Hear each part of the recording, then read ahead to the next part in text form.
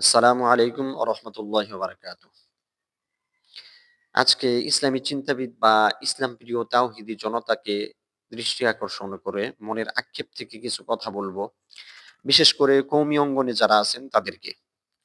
বাংলাদেশের ঐতিহ্যবাহী একটা প্ল্যাটফর্ম সেটা হলো কওমি অঙ্গন।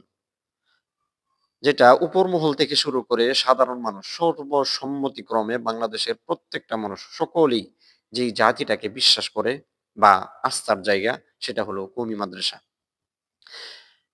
কিন্তু এখন সমস্যা হলো কওমি অঙ্গনের বর্তমান প্রেক্ষাপট। বাংলাদেশে কওমি অঙ্গনে যাদেরকে ভবিষ্যতের ধারক বাহক বা আইডল মনে করতাম, তাদের মধ্য থেকে অনেকেই সেই কওমি সন্তানেরা যেভাবে কওমি অঙ্গন থেকে বের হয়ে বিভিন্ন দলে বিভক্ত হচ্ছেন। তারপর তারা ওই দলকে যেভাবে প্রমোট করছেন বা সেই দলের গুণগান গাচ্ছেন, তাতে মনে হয় তারা ওই দলের ব্র্যান্ড অ্যাম্বাসেডর হিসাবে যোগদান করছেন। নাম বলব না, এদের মধ্যে অনেকেই আছে। নাম বললে চাকরি থাকবে না। তাছাড়া এই নামগুলো আমার থেকে ভালো আপনারাই বেশি জানেন। যাদের অনলাইনে একটু আনাগোনা একটু বেশি।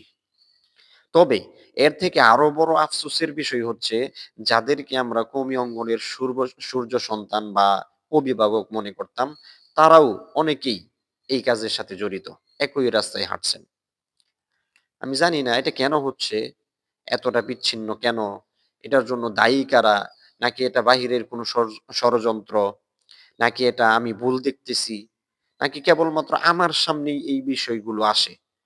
নাকি আপনারাও সেটা দেখেন? জানি না।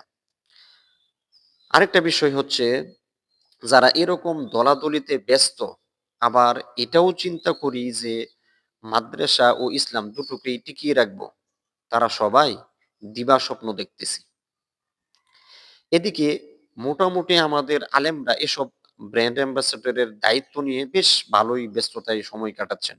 এমনকি তারা হাদিস কোরআন বা যার যেই দলিল আছে সেগুলো দ্বারা দলিল সহ প্রমাণ করতেছে যে তারাই সঠিক, তাদের দলটাই ঠিক। এই সুযোগে ভিন্ন দিকে নাস্তিক্যবাদী প্রমোট করতেছে, যার প্রমাণ অনলাইনে ঢুকলেই দেখা যায়। আর আমাদের সেই আলেমরা এই নাস্তিকদের জবাবে বা ইসলাম বিদ্বেষীদের জবাবে কোরআন হাদিস নিয়ে দলিল তো দূরের কথা, একটা মুখের কথাও কেউ বলে দেখে না। যাই দুই একটা উত্তর দেন সেটা সাধারণ পাবলিক।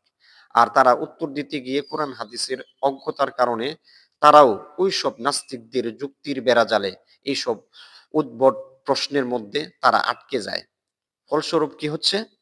মুসলমানরা ধর্মান্তরিত হচ্ছে, ইসলামের বিরুদ্ধে কথা বলা, ইসলামের বিভিন্ন বিধানকে নিয়ে হাসি ঠাট্টা করা, কুরুচিপূর্ণ মন্তব্য করা, এসব খুব জমজমাটভাবে চলতেছে অনলাইনে।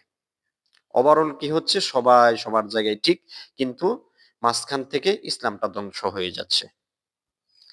অনলাইনে বা অফলাইনে নাস্তিকরা এরকমভাবে বিভিন্ন প্রশ্নের মাধ্যমে সাধারণ মানুষকে বিভ্রান্ত করে তাদের দলকে ভারী করতেছে। সেটার উত্তরের বেলায় আমাদের আলেমরা খুবই নমনীয় এবং ভদ্র। একটা হাদিস আছে, মান সামাতা নাজা, যে চুপ থাকে সে নাজাত পায়। এই হাদিসটার উপর পূর্ণ আমল করতেছে আরকি। মাশাআল্লাহ, খুব ভালো। কিন্তু যত হুংকার আর যত বাঘের গর্জন সবকিছুই নফল মুস্তাহাব আর বিতর্কিত যতগুলো মাসালা আছে এগুলা নিয়ে আমাদের এই আলেমদের খুব সরগরম। অতএব এটা বলা যায়, এভাবেই যদি চলতে থাকে তাহলে কওমি অঙ্গন কলঙ্কিত হতে বা কওমি অঙ্গনের অস্তিত্ব বিলীন হতে বেশি সময় লাগবে না। আর এটা করার জন্য বাহিরের শত্রুর দরকার হবে না। এসব করার সুযোগ ও কারণ দুটোই এসব আলেমরাই তৈরি করে দেবে। বাকি কাজ ওইসব সুযোগ সন্ধানী নাস্তিক্যবাদী ও ইসলাম বিদ্বেষী জনগণ নিজেরাই করে নিবে। সুতরাং কওমি অঙ্গনকে সুস্থ রাখতে ও ইসলাম প্রিয় তাওহিদের জনতার আস্থা ও বিশ্বাসের জায়গাটা টিকিয়ে রাখতে হলে এখনো সময় আছে। ওই বিষয়গুলো সম্পর্কে আরো অত্যাধিক সচেতন হতে হবে। প্রত্যেকটা আলেমকে